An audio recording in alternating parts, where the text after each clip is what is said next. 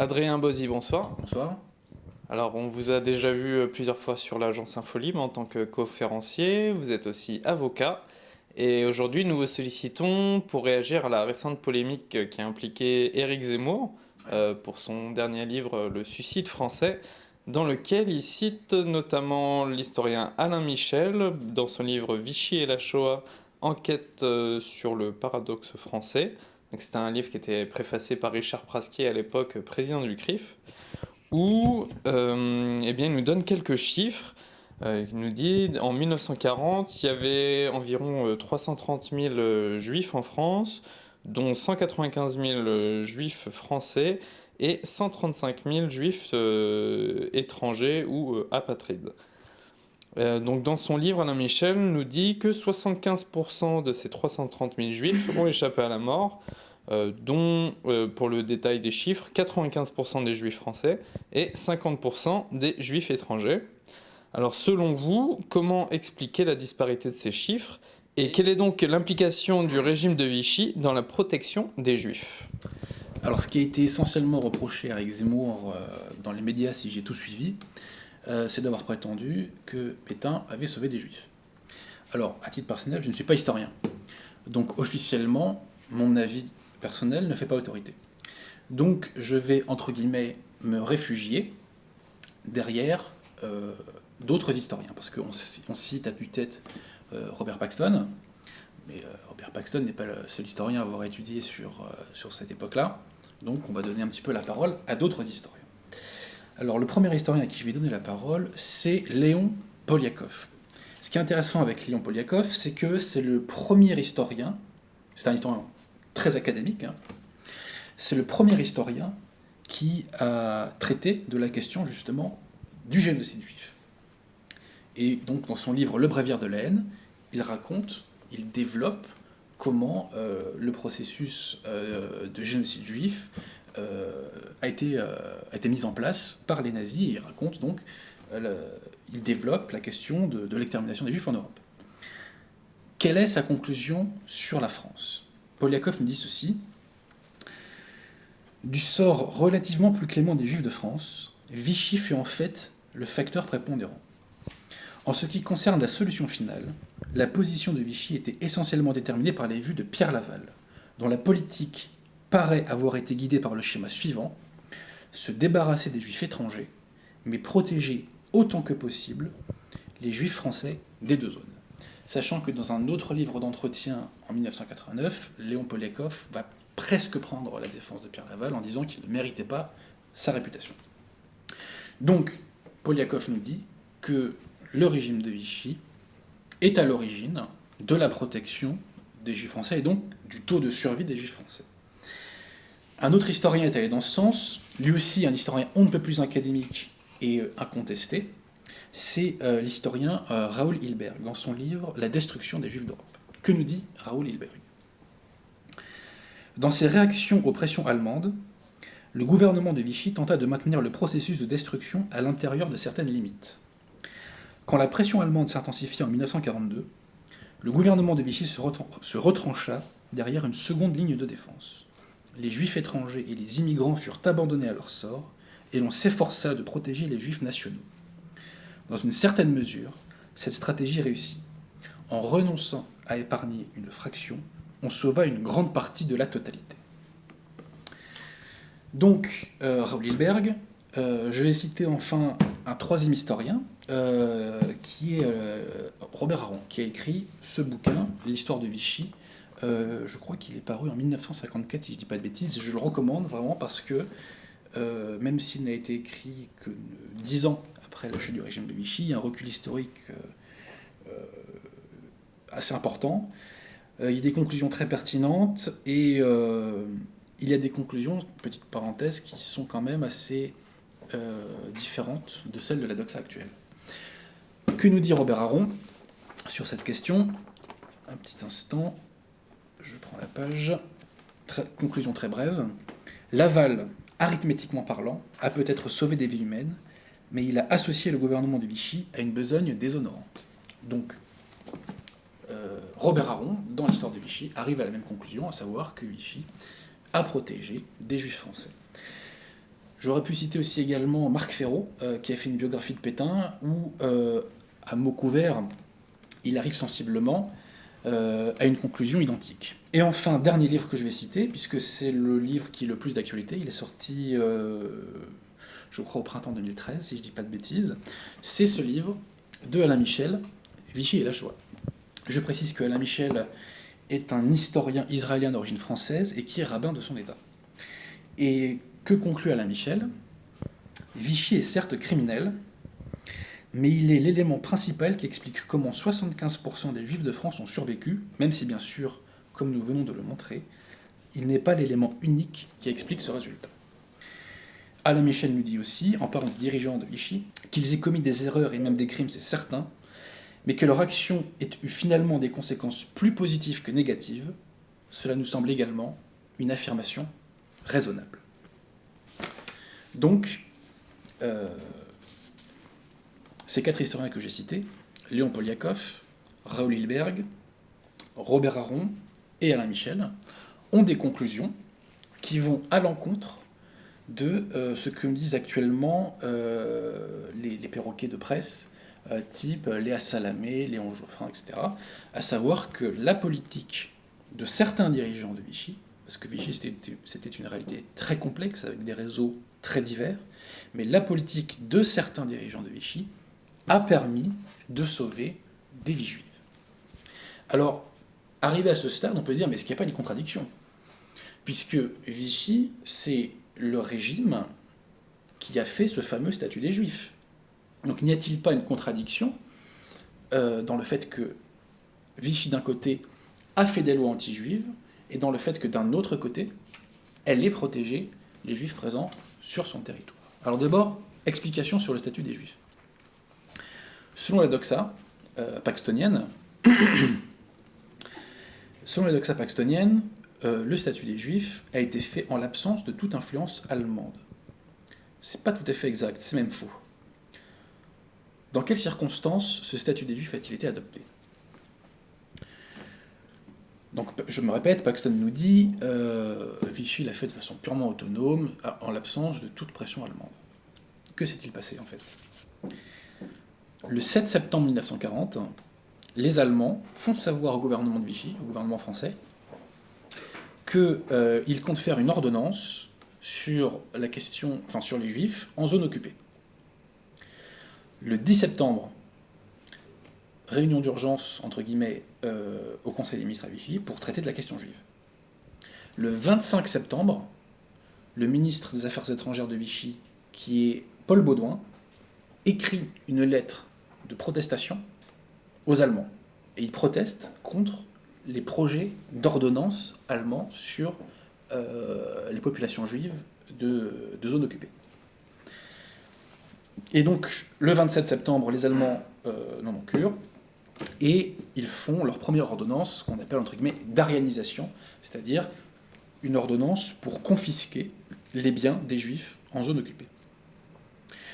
Donc là, les Allemands mettent en place ce régime, et par contre-coup, Vichy va vouloir, entre guillemets, court-circuiter l'activité allemande, et va vouloir mettre en place son propre statut des Juifs afin d'éviter que les Allemands ne traitent de cette question en zone nord, et aussi d'ailleurs en zone sud. Et donc, le 3 octobre, donc juste après ces événements, le 3 octobre, est publiée la première loi, le premier fameux statut des Juifs, qui consiste en gros à interdire aux Juifs certaines professions. Par exemple, dans la fonction publique, dans le cinéma, dans la presse, et peut-être que j'oublie encore un ou deux domaines économiques. Sachant qu'il y a des dérogations dans cette première loi pour les Juifs anciens combattants et pour les Juifs qui ont rendu des services à la France. Ce que je précise, c'est que si l'on s'en réfère à M. Henri Dumoulin de Labartette, Pétain, je précise que Henri Dumoulin de Labartette était le directeur du cabinet civil de Pétain jusqu'en 1942. Après, en 1942, les Allemands lui ont dit de dégager. Donc Henri Dumoulin de Labartette, dans son livre de souvenirs, écrit en 1946, nous dit que Pétain a signé ce statut des Juifs à contre-cœur. Hein, donc ça ne lui a pas fait plaisir de le faire. Donc, dans un premier temps, en 1940, le statut des Juifs consiste à interdire d'accès certaines professions aux Juifs. Une autre loi est prise qui concerne les Juifs étrangers, qui était faite pour les interner. C'est une loi qui permet, en zone sud, d'interner les Juifs étrangers en fait, dans des camps de rétention. C'est l'équivalent des camps de rétention d'aujourd'hui, en quelque sorte. Un peu plus tard, en 1941, est adopté un nouveau statut des Juifs plus durci, sous l'influence des Allemands. Et cette fois-ci, on va limiter l'accès des Juifs de France à des professions libérales. On va imposer des numerus clausus. Mais, si l'on en croit un ministre qui s'appelle... quel est son nom ? Je crois que son livre s'appelle « 7 ans de souvenirs ». Je crois que c'est Carcopino, quelque chose comme ça. C'est un ministre de l'éducation, ministre de l'instruction publique de Vichy. À l'époque, les hauts fonctionnaires ont mis des pourcentages de numerus clausus tellement élevés par rapport à ce qu'était la population juive en France, qu'en pratique, ça n'a pas empêché les concernés de travailler. Donc voilà, donc il y avait ce fameux statut des Juifs, que bien sûr on aurait aimé ne jamais voir en France. Cette loi, bien sûr, est à condamner, qui a donc été mis en place progressivement, mais n'en déplaise à Paxton et à tous ceux qui le relaient, qui relaient sa doxa, sa vulgate. Ce statut des Juifs a été mis en place sous la pression allemande. Alors, quelle a été concrètement l'action de certains dirigeants du Vichy, hein. Attention, pas de tous. Parce qu'il y avait, dans le régime de Vichy, des personnalités authentiquement antisémites, hein, bien entendu, et authentiquement collabos. Mais quelle a été l'action de certains dirigeants de Vichy pour protéger non seulement les Juifs français, mais aussi en partie les Juifs étrangers ? J'ai oublié de préciser quelque chose. Pardonnez-moi, je reviens un petit peu en arrière. Je vous ai évoqué le fait que les Juifs étrangers pouvaient être internés dans des camps. Ce qu'il faut savoir, c'est que Vichy, à l'époque, a demandé à ce que les Juifs étrangers internés dans ces camps soient, entre guillemets, envoyés, si l'on peut parler ainsi, aux États-Unis ou dans d'autres pays d'Amérique.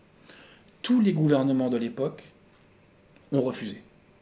Et je précise aussi que s'il y avait autant de Juifs étrangers en France au début de la guerre, c'est parce que la France était le seul pays européen à vouloir les accueillir, et que l'Angleterre avait refusé, et à l'époque aussi les États-Unis avaient refusé d'accueillir notamment les Juifs qui fuyaient les persécutions hitlériennes en Allemagne, puis ensuite en Pologne. La France est le seul pays qui avait accepté de les accueillir, en tout cas à cette échelle.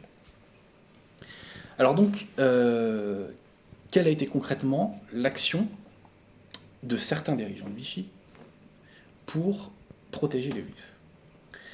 La politique de Laval a été la suivante, c'est-à-dire que à partir du printemps 1942, les Allemands accélèrent le processus de ce qu'on appelle la solution finale, et donc ils veulent rafler un maximum de Juifs.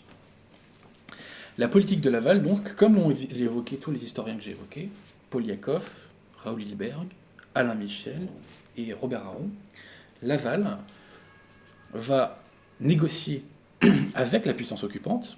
Le rapport de force n'était pas en sa faveur. Il va négocier avec la puissance occupante et va dire « Ok, on vous laisse prendre les Juifs étrangers, en revanche, vous ne touchez pas aux Juifs français. » Cet accord a été trouvé, si je ne dis pas de bêtises, le 2 juillet 1942. C'est un accord qui a eu lieu entre Laval et Auberg, qui était le chef des SS en France. Et donc, la rafle du Veldiv va avoir lieu 2 semaines plus tard, le 16 et 17 juillet, si je ne dis pas de bêtises. Et à ce moment-là, la police française va arrêter des Juifs étrangers, mais elle n'arrêtera pas, sauf exception, de Juifs français. Donc, de fait, les Juifs français ont échappé à une rafle. Les Juifs français en zone nord ont échappé à une rafle. Par la suite, les Allemands, en septembre, ont demandé, enfin, ont fait comprendre, devrais-je dire plutôt, qu'une nouvelle rafle allait avoir lieu au mois d'octobre. Et là, Laval a mis son veto. Il a dit non, là, c'est terminé. Mais il a mis son veto, c'était plutôt un veto temporaire. Et il a dit aux Allemands ceci, écoutez, vous arrêtez les rafles pour le moment, et en contrepartie, nous, dans les mois à venir, nous allons faire une loi de dénaturalisation, et comme les Juifs français seront dénaturalisés, à ce moment-là, conformément à notre politique, vous aurez le droit de les déporter. Donc les Allemands, dans un premier temps, marchent. Alain Michel commente en disant ceci: si aucun convoi de déportation ne quitte la France au mois d'octobre 1942, on peut l'attribuer au moins partiellement à la stratégie de Laval, relayée par Bousquet et Leguet. On le voit, la collaboration de Vichy en matière d'antisémitisme est loin d'être simple. Donc, vous disais-je, octobre 1942, Laval arrive à stopper les rafles, en faisant croire aux Allemands qu'on va faire cette fameuse loi de naturalisation. Les choses se mettent à traîner. Les mois passent, et les Allemands commencent à remettre la pression sur le gouvernement de Vichy. Et les Allemands donnent plein pouvoir à Darquier de Pellepoix, qui était le patron du commissariat aux questions juives, pour faire cette fameuse loi de dénaturalisation. Donc la loi de dénaturalisation est prête au mois de juin. Il n'y a plus qu'à la ratifier. Sachant que le chef de la Gestapo de l'époque, qui s'appelle Dannecker, avait prévenu Vichy que suite à cette loi, il y aurait une rafle qui serait organisée, juste après la publication de la loi et après la dénaturalisation. Seulement, que se passe-t-il ? Le maréchal Pétain va refuser de signer la loi de dénaturalisation, et du coup, la rafle n'aura pas lieu. Je me permets de citer une nouvelle fois Alain Michel. Il est donc évident que le fait d'avoir mené les nazis par le bout du nez jusqu'en septembre 1943, en leur promettant de faire passer une loi de dénaturalisation, promesse qui conduit la Gestapo-SS à ne pas engager directement d'opération d'arrestation, ce fait donc a vraisemblablement évité l'arrestation de milliers de victimes juives supplémentaires. Donc on le voit par cette politique qu'on pourrait appeler, de façon un peu cynique entre guillemets, de préférence nationale, a permis d'éviter des refus. C'est quasiment mathématique, devrais-je dire. Et j'aimerais poser une question toute bête aux défenseurs de la position paxtonienne. Si les dirigeants de Vichy, en fait, je vise en particulier Laval et Pétain, s'ils ne s'étaient pas opposés à la déportation des Juifs français, qui aurait pu l'empêcher à l'époque ? Qui aurait pu empêcher les Allemands de faire ce qu'ils ont fait partout ailleurs en Europe ?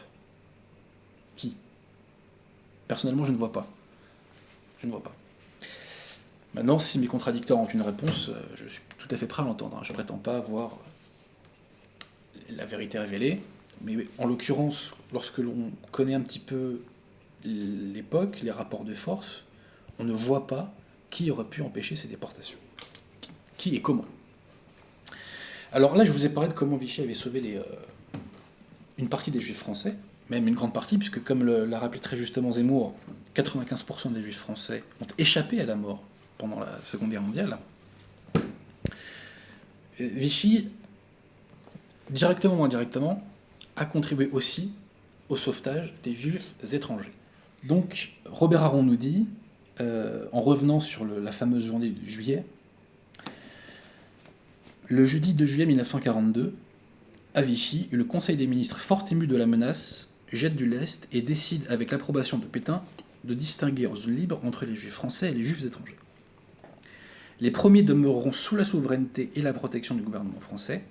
Pour les autres, on contestera les chiffres que Darquier de Pellepoix a communiqués aux Allemands et selon lesquels ces victimes abandonnées à la législation nazie seraient au nombre de 54 000. Darquier de Pellepoix vient prévenir Dannecker de la fausseté de Vichy. Le ministre de l'Intérieur a eu l'audace de ne signaler que 12 000 juifs étrangers en zone libre. Les statistiques sont truquées sur ordre gouvernemental.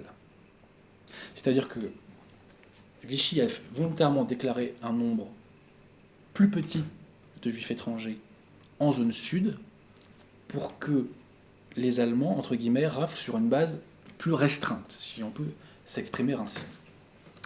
Ensuite, indirectement, la politique de Vichy a eu des conséquences en matière de survie des Juifs. Pourquoi ? Tout simplement parce que la zone libre a permis l'éclosion de la résistance.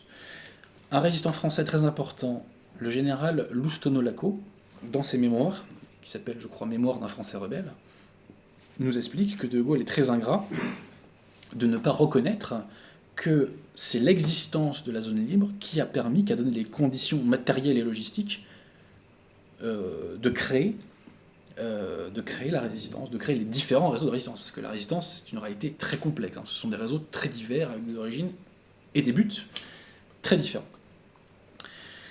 Ensuite, ce qu'il faut savoir, c'est que Vichy, c'est très peu su, a financé, parfois directement, des réseaux de résistance.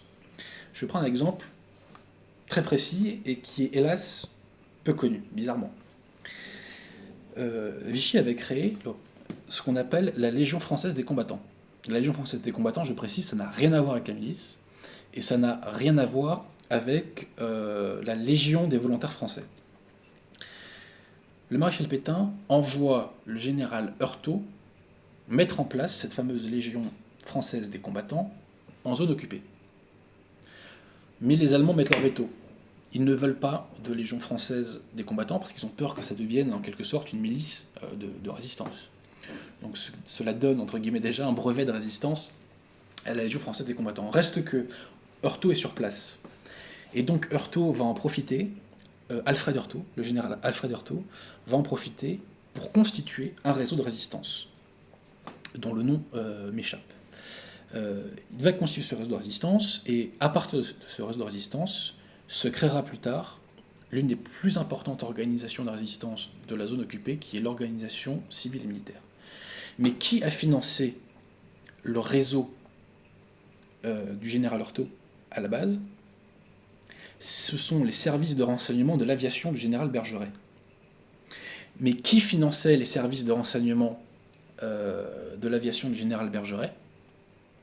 Ce sont les fonds secrets que Pétain lui donnait. Sachant que les services de renseignement de l'air étaient en relation directe avec l'intelligence service. Je précise aussi, soit dit en passant, que le général Bergeret, entre 40 et 42, s'est occupé à recréer une aviation de guerre, puisque pendant l'armistice, les Allemands à la base nous avaient demandé à ce qu'on leur livre nos avions. Nous avons réussi à obtenir, enfin c'est le général Oettinger qui a réussi à obtenir que les avions ne soient pas livrés, mais qu'ils soient simplement mis en dépôt, et qu'ils soient démembrés en quelque sorte. Eh bien, le général Bergeret a réussi clandestinement à reconstituer une aviation, près de 1000 avions, dont la moitié finiront dans l'armée d'Afrique, qui a été relancée contre les forces de l'Axe le 11 novembre 1942 par l'amiral Darlan, après d'ailleurs notamment qu'il ait reçu un télégramme secret du maréchal Pétain, pardon de le dire. C'est très peu su, mais cette fameuse armée d'Afrique sur laquelle on a fait tant de films a été relancée contre l'Africa Corps de Rommel par l'amiral Darlan, après avoir reçu des télégrammes secrets de la part de Pétain.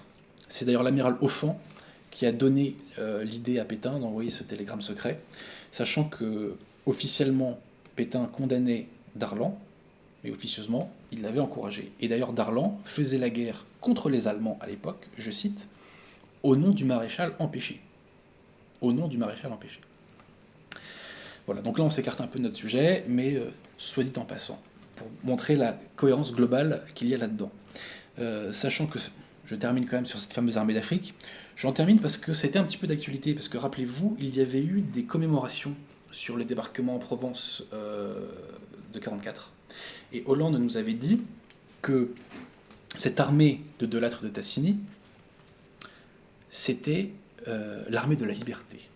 Voilà, c'est même plus l'armée française, c'était l'armée de la liberté.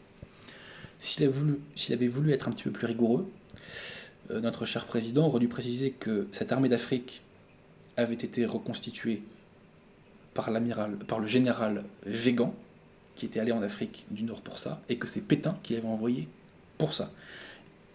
Puis Hollande aurait pu préciser aussi que c'est l'amiral Darlan qui s'est rallié aux Américains, qui avait relancé l'armée française contre l'Africa Corps. Il l'a oublié. Je pense qu'il l'ignore de toute manière. Il y a longtemps que je ne crois plus que la classe politique française connaisse ces classiques d'histoire de France. Et d'ailleurs, en ce qui concerne le général de Lattre de Tassigny, rendons hommage à son action.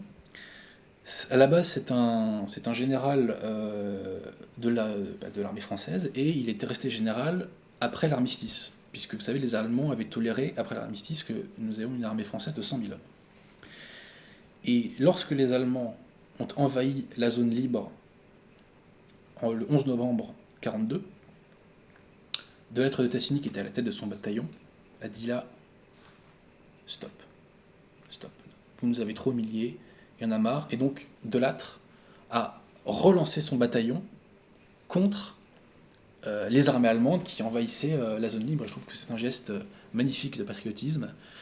Et de Lattre, dont on parle plus trop, mais c'est une très belle et très grande figure française. Donc voilà. Je précise aussi que de Lattre aurait dû, suite à cet acte, être envoyé en Allemagne, et que c'est Pétain qui a dit non, il reste en France. J'aimerais aussi vous citer la déposition qu'a fait le pasteur Brogner au procès du maréchal Pétain. Je précise que le pasteur Brogner est un juste parmi les nations, c'est-à-dire que pendant la guerre, il a contribué au sauvetage des populations juives, il a tout fait pour protéger un maximum les populations juives victimes des persécutions. Donc voici la déclaration, la déposition, enfin une partie de la déposition, faite par le pasteur Brogner au procès de Pétain. Je me suis entretenu de la question avec le maréchal Pétain au mois de janvier 1942. La question, c'est les fameuses lois anti-juives. Chaque fois que je lui ai parlé des horreurs que nous connaissons, dont j'avais été témoin moi-même dans certains camps dont s'occupait une de nos œuvres les plus belles qui s'appelle la Bimade, comme le camp de Gurs, de triste mémoire, le maréchal Pétain a montré une visible émotion. Il était convaincu, il ne me l'a pas caché, que la loi dont je viens de parler entraînait d'immenses souffrances et de graves injustices. Mais il était convaincu, semble-t-il, que ces injustices ne pourraient se réparer qu'après la paix. Donc, si je suis bien le pasteur Brogner, Pétain envisageait après la paix de réparer le préjudice subi par les victimes. Je continue la déposition. Par la suite, j'ai eu à intervenir d'une manière plus forte encore lorsque, après le déchaînement des persécutions et des horreurs à Paris, et en particulier au Vélodrome d'hiver, la persécution des non-ariens s'est étendue à la zone sud dès le mois d'août 1942. À Paris, depuis le mois de juin, les événements se précipitaient. Le 26 juin 1942, j'ai été reçu à nouveau par le maréchal Pétain. Je lui ai donné lecture d'une lettre que le Conseil de la Fédération protestante m'avait pris de lui lire et de lui remettre. Il l'a reçue avec la courtoisie avec quoi il a toujours accueilli mes démarches. Il l'a écoutée avec la plus grande attention. Il m'a rappelé l'entretien que j'avais eu avec lui au mois de janvier précédent, et une fois de plus, j'ai constaté une émotion profonde. Mais une fois de plus, je dois le dire, j'ai eu l'impression d'une impuissance à prévenir, à empêcher de grands mots que, dans son fort intérieur, il appelait par leur nom et condamnait sans réserve. Eh bien, Adrien Bozit, nous vous remercions pour ces quelques rappels historiques. Un petit mot pour conclure. Léa Salamé a reproché à Éric Zemmour, qui est d'origine juive, de vouloir, en rappelant ces faits historiques, faire plus goy que goy, plus français que français. Qu'est-ce que ça vous inspire ? Ce que ça m'inspire, c'est une intuition que beaucoup ont déjà eue, à savoir que l'antiracisme aboutit à des mécaniques intellectuelles identiques au racisme, c'est-à-dire qu'on essentialise des groupes d'individus et on considère qu'en raison de cette appartenance culturelle, ces individus doivent avoir un certain prêt-à-penser. Voilà. Nous vous remercions. À bientôt. Mais c'est bon.